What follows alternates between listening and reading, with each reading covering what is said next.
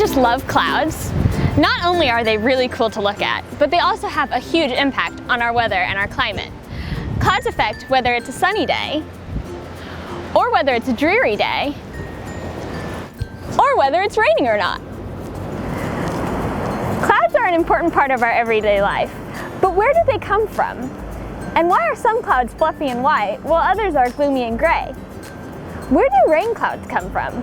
Well, I'll let you in on a little known secret. Now you might remember learning about clouds and the water cycle in school. Water from the oceans evaporates up into the atmosphere, where it lives as water vapor. When this water vapor cools, it condenses into cloud droplets, making a cloud. When clouds rain, the water goes back to the surface and can flow back into the ocean. But wait, there's something very important missing from this picture. We know that upon cooling, water vapor condenses into cloud droplets. But the water actually needs particles called aerosol particles to condense on. You may be wondering what aerosol particles are. Well, they're very small solid particles and liquid droplets that float around in our atmosphere. Even though you can't see them, they're actually all around you. They come from many natural sources, such as desert dust and sea spray, as well as from human sources, such as burning fuel. What role do these aerosol particles play in cloud formation? Well, to demonstrate this idea, we are going to pretend that this delicious cupcake is an aerosol particle and that these M&Ms are water molecules. First, water molecules evaporate into the atmosphere. Notice that the water molecules in the liquid form are packed closely together, but in the air, they are at a much greater distance from each other. Now you see the problem. What will bring these water molecules back together to form a liquid droplet? How will water vapor become a cloud? Upon cooling, aerosol particles act as the magic glue that brings the water molecules together. These aerosol particles provide a place for water molecules to come together and condense into a droplet. For this reason, aerosol particles are called cloud condensation nuclei. This means that they provide a place for the cloud droplets to start forming.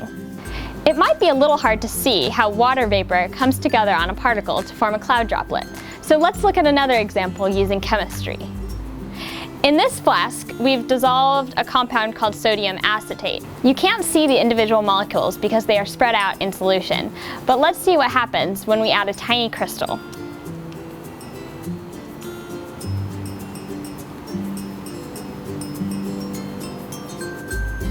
Isn't this cool?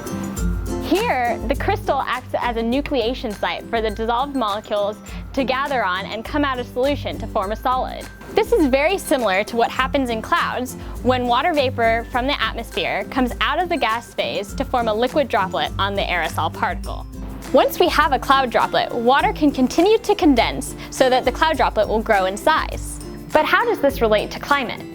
Well, depending on how many aerosol particles are present in the sky, the cloud droplets will be of different sizes. Therefore, different kinds of clouds will form. Some clouds will be white fluffy clouds, while other clouds will be gloomy rain clouds. Let's go back to our cupcakes and our M&Ms. Imagine that we have 100 water molecules in the atmosphere, which are represented by these M&Ms. If we add a lot of aerosol particles, say 10, the water molecules have many options and can condense across all of the particles.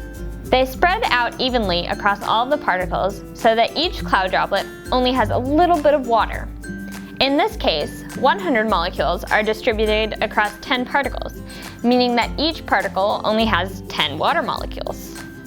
This results in many small droplets. Because the droplets are so small, they are lightweight and so they won't fall out of the sky as rain, making this cloud a nice fluffy white cloud. But what if we only have a few aerosol particles available? Let's imagine that we still have 100 water molecules in the air, but now we only have 4 aerosol particles. How many water molecules will end up on each cloud droplet? In this case, there are fewer particles for the water to condense on, and so each droplet contains a lot of water. This results in a few large droplets. Because the cloud droplets are so large, they are heavy and can fall out of the sky as rain. This makes the cloud a rain cloud.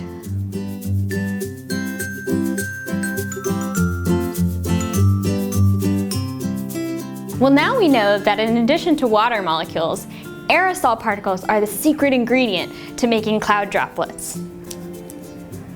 These particles have a big effect on our climate because without them, we wouldn't have clouds or rain. So these super small particles, even though you can't see them, have a huge impact on our planet.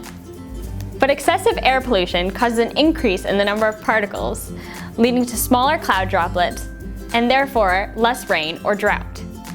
I don't know about you, but I have a whole new appreciation for aerosol particles.